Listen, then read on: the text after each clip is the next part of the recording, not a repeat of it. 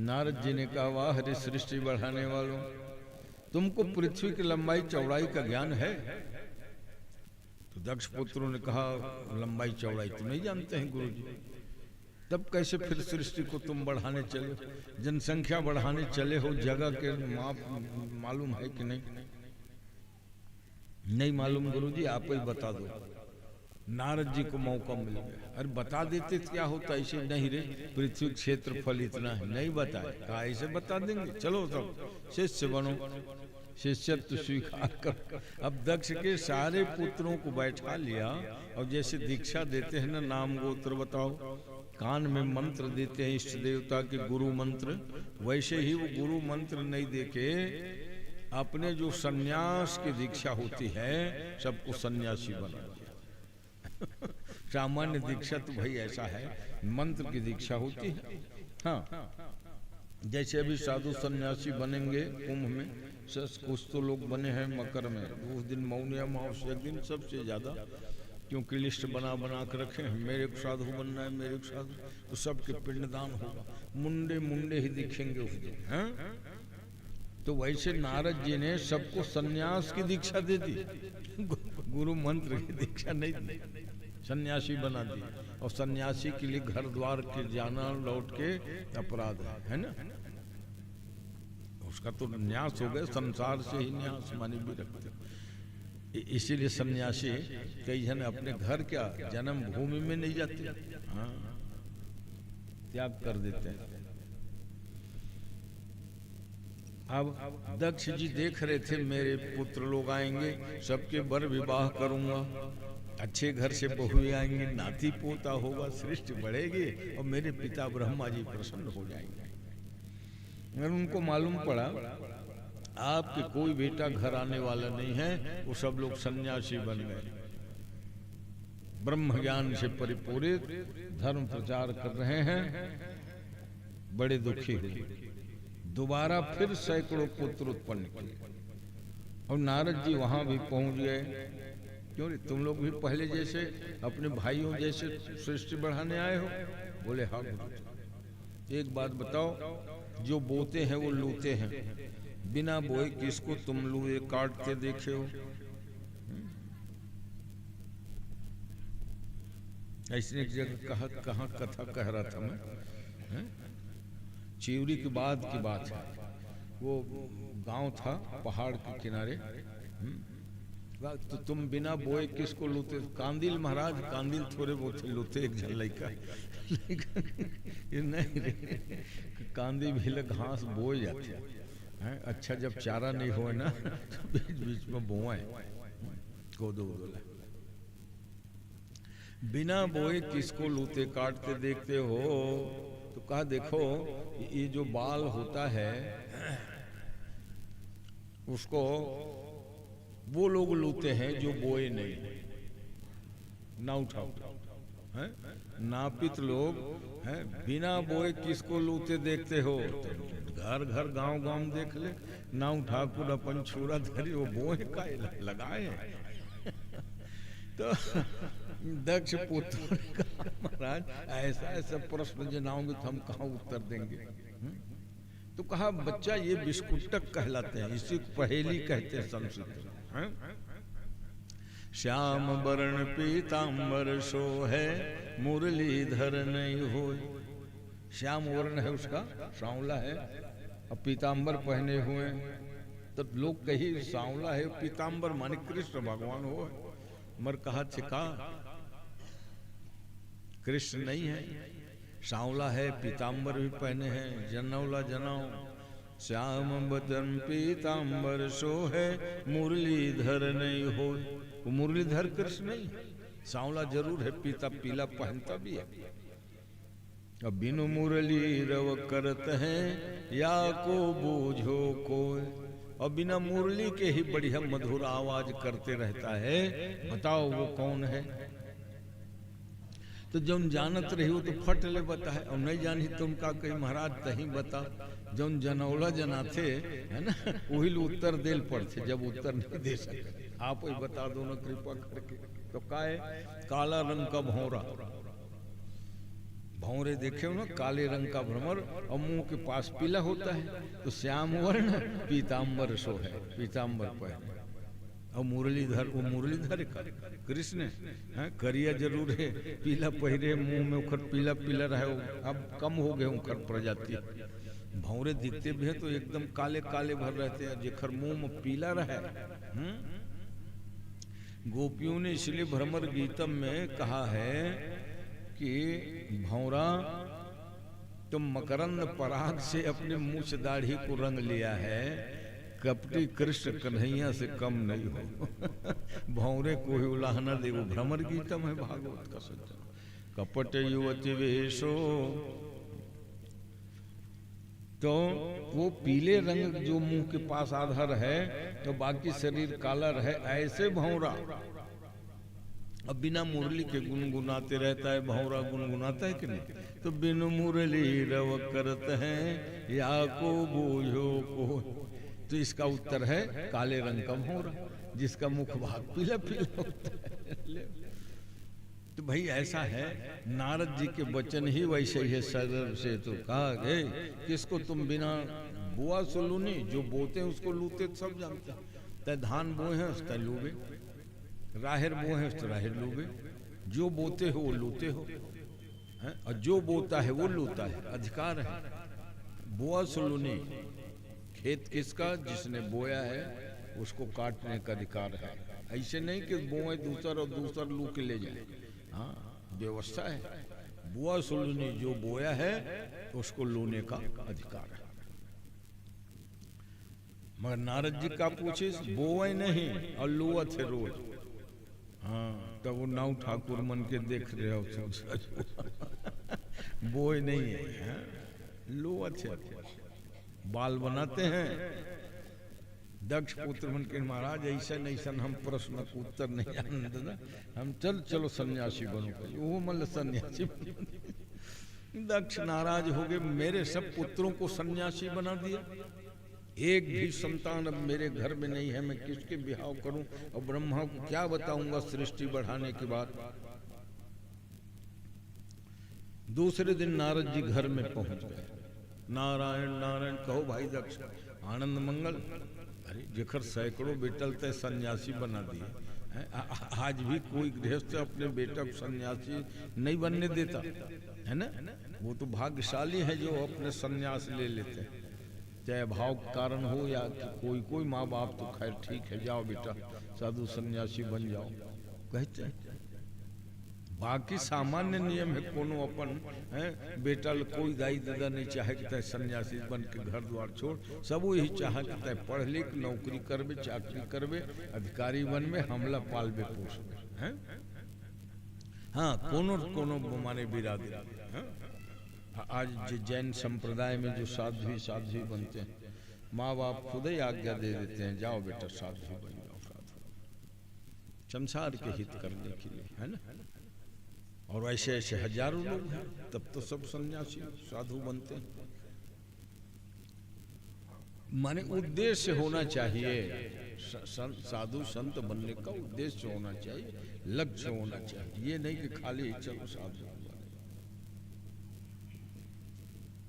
लक्ष्य होना चाहिए, परमार्थ पथ में आगे बढ़ना है, संसार के हित होना है, परोपकार वचन मन काया, और संत सहज स्वभाव खगराया। संतों का सहज स्वभाव होना चाहिए, दूसरों को उपकार करें। संत अपने लिए नहीं जीते, कई बार बतलाता हूँ। संत बिटप सरिता गिरधरनी परहित लागी, दूसरों के हित के लिए ही ये पांचों चीज संसार में विद्यमान है। परहित लागी सबन के करनी, संत सहहि दुख परहित लागी, अपर दुख हेतु असंत अभागी। संत दूसरों को सुखी बनाने के लिए स्वयं कष्ट उठाता है, तकलीफ झेल लेते हैं, मगर दूसरों को सुखी बनाने के लिए। और वह संत क्या करता है, दूसरों को दुख कैसे मिले वो काम करता है, तकलीफ में डालने का काम करे वो संत। और दूसरों को सुखी बनाने का काम करे वो संत है। पर उपकार बचन मन काया, मन वचन कर्म से, ऐसा नहीं कि कई प्रकार से, मनसा वाचा कर्मणा संत सहज स्वभाव खगराया। तो कहते हैं संत नारद जी पहुंचे थे और दक्ष ने नाराज हो कहा, तुम मेरे बेटे को सब सन्यासी बना दिया अपने जैसे। हम दोनों भाई लगते हैं, ब्रह्मा के गोद से तुम पैदा हुए, तुम बड़े भाई हो, मैं ब्रह्मा के अंगूठे से पैदा हुआ छोटा भाई हूँ। मैं गृहस्थ में था, आप विरक्त सन्यासी थे। अपने अपने धर्म का पालन करना चाहिए। सन्यासी सन्यास धर्म पालन करे, गृहस्थ गृहस्थ धर्म। गृहस्थ का धर्म होता है संतानोत्पत्ति करे, सृष्टि को बढ़ावे, ब्रह्मा के सृष्टि में योगदान करे। तो तुम अपने जैसे सबको बना दिए। भारी गुस्सा में दक्ष ने कहा, मैं श्राप दे रहा हूं, एक घड़ी से ज्यादा तुम एक जगह नहीं रह पाओगे, क्योंकि तुम रहोगे तो ऐसे ही सबको भालोगे। नारद जी हंसने लगे, ठीक है भाई, तेरे श्राप को मैंने स्वीकार कर लिया। नारद जी तो महान संत हैं, स्वीकार कर लिया, वो अच्छा ही हुआ, क्योंकि एक जगह बैठ के नहीं रहूंगा, बहुत जगह देखने घूमने को मिलेगा। लोग मेरे को परिव्राजकाचार्य कहेंगे। जिसे आज भी संत महात्मा मन के जब बिरदावली गाते, श्रीमद परमहंस परिव्राजकाचार्याः, भले वो आश्रम ले नहीं निकले, परिव्राजकाचार्य के उपाधि। परिव्राजक कालक के थे जो निरंतर देश में धर्म प्रचार के लिए घूम रहे हैं। तो हमार बिरदावली में निरंतर हम घूम रहे नहीं, भगवान कथा गाने, मगर कोनो परिव्राजकाचार्य कहेगा नहीं कहेगा। मगर जो एक जगह बैठे श्रीमद परमहंस परिव्राजकाचार्य, उखड़ उपाधि। परिव्राजक माने घूमने वाला। नारद जी कहे कि अब तो मैं परिव्राजकाचार्य बन गए रे दक्ष, तेरे साप के कारण।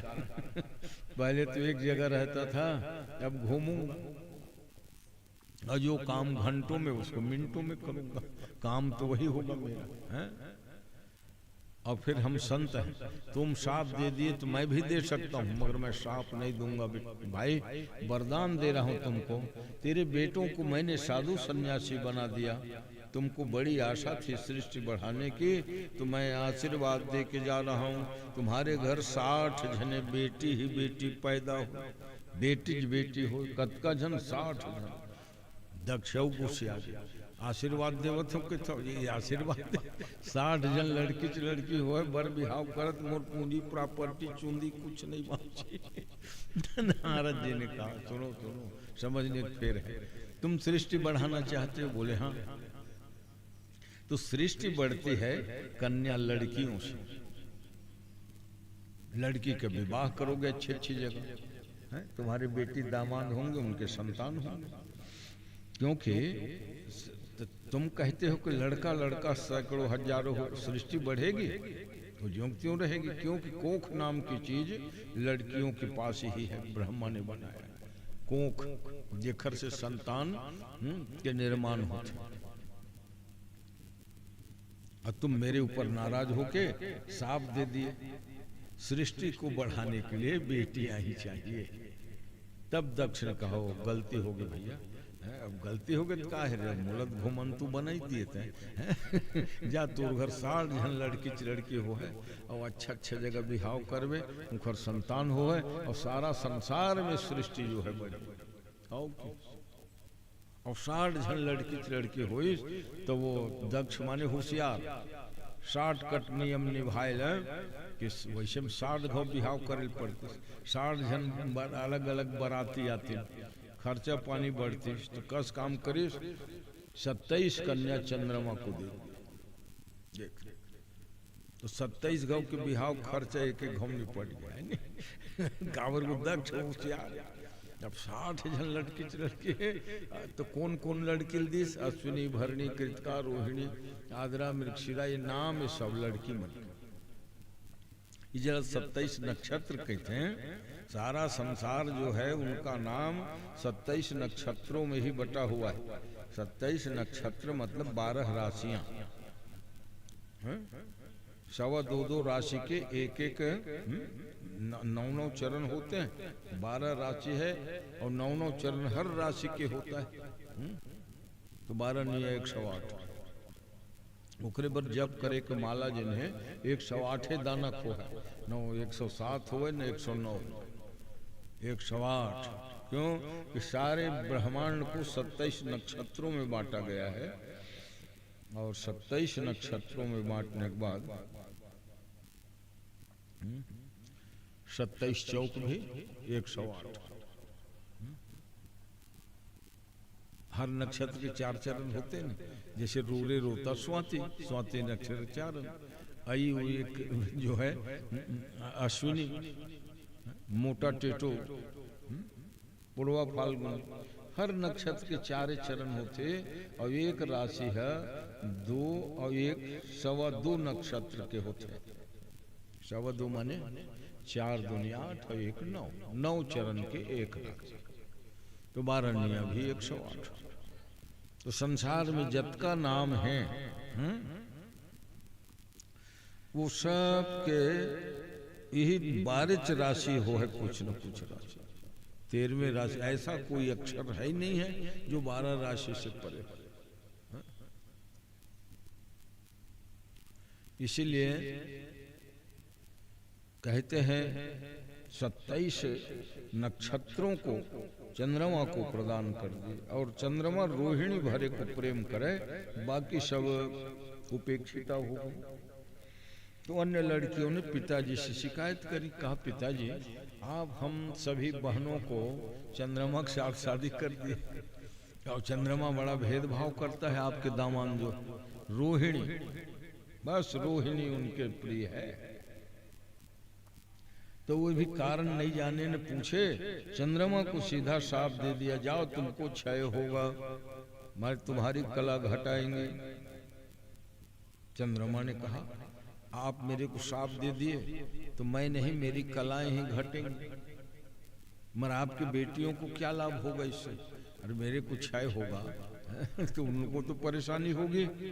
अरे गड़बड़ हो गया। तो फिर वरदान दिए, जाओ एक पक्ष में तुम्हारी कलाएं क्षीण होंगी, वही क्षय होना है, और दूसरे पक्ष में फिर कला बढ़ते बढ़ते पूर्ण हो जाओगे। हैं शुक्ल पक्ष में द्वितीय दिनत की पतली दीक्षित चंद्रमा, जाह्नवी फेन लेखेव यन मूर्धनि सचिन कला। भगवान शंकर के सिर में क्या है? चंद्रमा। और चंद्रमा ऐसे दिखत है जैसे गंगा के माने जिनमें धारा रहते उनमें फेन निकलते, गाजा नदी वगैरह में देखे हो, सफेद सफेद गाजा। तो भगवान शंकर की जटा में चंद्रमा ऐसे लगे कि जाह्नवी फेन लेखे व यर मूर्धनि ससिना कला। चंद्रमा की कला भगवान शंकर के मस्तक में जाह्नवी फेन के समान पतली सफेद सफेद दिख रहा है। अब वही तृतीया चतुर्थी पंचमी बढ़ते बढ़ते पूनम के दिन गोल मटोल फिर हो जाता है। इस प्रकार अपने दामाद चंद्रमा को श्राप भी दिया, वरदान भी दिया। तो 27 कन्या तो चंद्रमा को दिए, 10 कन्या धर्म को दे दिए। क्षमा नाम की थी, धृति नाम की थी, ये 10 बेटियां धर्म के 10 पत्नियां होती हैं और अधर्म की एक पत्नी मृषा, झूठ। जबकि धर्म की 10 पत्नी कौन है? क्षमा, दया, कृपा, ये सब धर्म पत्नी अच्छाइयां हैं, वो सब धर्म पत्नी। और अधर्म पत्नी के नाम मृषा माने झूठ। ओखर लइका बालक कौन है? दम, पाखंड, कपट, छल, एवं सब अधर्म के लइका है। तो अधर्म के परिवार ल जान लो और धर्म के परिवार ल जान लो। क्षमा, दया, धृति, यम, नियम, ये सब धर्म के अंग। ऐसे विभाव लगाते लगाते कितना लगा चुके? 27, 10, 37, 13 कन्या जो है कश्यप ऋषि को दे दी। कश्यप जी जो सृष्टि में बहुत बड़ा हाथ है, मरीचि के बेटा है, ये ब्रह्मा पौत्र हैं। मरीचि अक्षणोर मरीचि ही ब्रह्मा जी मानसी सृष्टि करत रहे तो मरीची नाम के बेटा अपन आखिल पैदा करे ओखरे बर दक्ष का है आखिर नाक कान ले देन पैदा करे है वो बेटा मन ऊंचाई स्थान से हुए है मोला पैर से पैदा करे से मैं सबसे छोटे हूँ तो अक्सनोर मरीची आंख से मरीची को उत्पन्न देवता लोग हुए। माँ कौन है? अदिति। माँ भरे भिन्न है अदिति, माँ भरे भिन्न भिन्न है देवता और दानव के, बाकी पिता एक है उखर गोत्र एक ओखरे बर देवता मतलब पूछे कौन सा गोत्र है? कश्यप गोत्र उत्पन्न हम कहीं, और दानव मतलब पूछे तुहर का गोत्र? कश्यप गोत्र उत्पन्न, हम भी कश्यप गोत्र। तो दानव कैसे हो गए? जब तुहर बाप कश्यप गोत्री ब्राह्मण है तो दानव कैसे हो? अरे भाई कथा आथे भले सुनथन का कि भगवान राम रावण ल मारिश और उत्तम कुल पुलस्त करना थी, ब्राह्मण के बध हो गए मूर्ति के प्रायश्चित करे। मगर ये एक जन संत रहा है, अरे वो भले उत्तम कुल के गा मगर वो तो श्राप दे दिस ना, उखर बापे श्राप दे दिस, जाओ तुम राक्षस हो जाओ। तुम्हारे एक बेरत राक्षस वहां काग ब्रह्म हत्या उत्ते लगे हैं। अब वो बात तो ठीक है, कलप भेद हरिचरित सुहाए नाना भांति मुनि शन गाए। उत्पन्न जरूर उत्तम कुल पुलस्त करनाती है, और उसमें विशेषता में कमी नहीं है। शिव बिरंज पूजे बहु भांति, ब्रह्मा और शंकर को अनेक भांति से उन्होंने पूजन करके वश में किया है। मर विश्रवा जन खर बाप ऋषि वही नाराज हो गए। अब किस अतेक ऊंचा खानदान पुलस्त ऋषि के तय नाती होके कर्म बिगाड़त है, जाते हैं राक्षस हो। और फिर राक्षस हो जाए तो जय विजय के हिसाब पे ना, है ना, जय विजय के हिसाब। वो ब्राह्मण के ब्राह्मणत तो कहाँ रहेगी? तो ये लोग श्री शिक्षा वर्ग भगवान राम ने प्रायश्चित किया। हाँ, दक्षिण भारतीय बड़े बड़े विद्वानों को बुला के कहा भैया अब मोर हाथ से खर बद हो गए, प्रायश्चित कराओ। कौर शास्त्र में अनेक पापों का इसलिए प्रायश्चित का बड़ा निरूपण है। बोलिए भक्तवत्सल भगवान की जय। तो 10 जो है धर्म को दिए, 13 जो है कश्यप को दिए, और 27 चंद्रमा को दे दिए। 50 कन्या विवाह हो गया। और 2-2 लड़कियों को जो है फिर तीनों को दिए, भूत को, कृशास्त्र को और अंगिरा नाम के महात्मा को। 56 हो गया। 3 कन्याओं को फिर कश्यप जी को प्रदान किए। जेला 13 कन्या दे से प्रकारांतर से 16 कन्या इसीलिए मिलता। 16 कन्या दिए, 59 हो गए। एक जन लड़की सती नाम की जो बिटिया थी, है ना, ये प्रजापति दक्ष की बेटी है। और महाराज मनु के दामाद हो, सामान्य नहीं, महाराज मनु के प्रसूति नाम की बेटी उखर बड़ा है। अब ऐसा है कि दक्ष जो है देहाभिमानी हो गया, मगर उसके पद में प्रतिष्ठा में कोई कमी नहीं। हाँ, महाराज मनु के स्वयंभू मनु के जो दामाद होगा वो सामान्य व्यक्ति थोड़े होगा, वो सिर्फ प्रजापति है, वो कितनों होगा। हाँ, मगर ऐसा है स्वभाव सबका अलग अलग होता है। वो ज्यादा होशियारी करें दक्ष। रुचि नाम वैचित्र्याद ऋजुकुटिल नाना पथजुषाम नृणामे को गम्यस्त्वमसि पयसाम मरणवैव। रुचियां लोगों की भिन्न भिन्न होती है।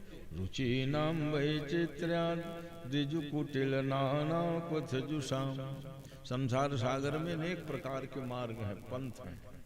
कोई टेढ़ा मेढ़ा है और कोई सीधा सपाट है, कोई राजमार्ग है, कोई पगडंडी है, कोई उबड़ खाबड़ वाला है। इसलिए कह रहे हैं रुचि नाम वैचित्र्याद ऋजुकुटिल नाना पथजुषाम। अनेक रास्ते हैं, मगर नृणामे को गम्य त्वमसि पयसाम मरणवैव।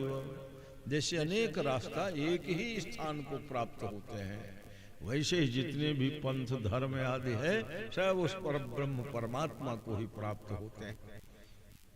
पुष्पदंताचार्य के वचन है, नृणामे को गम्य त्वमसि पयसाम मरणवैव।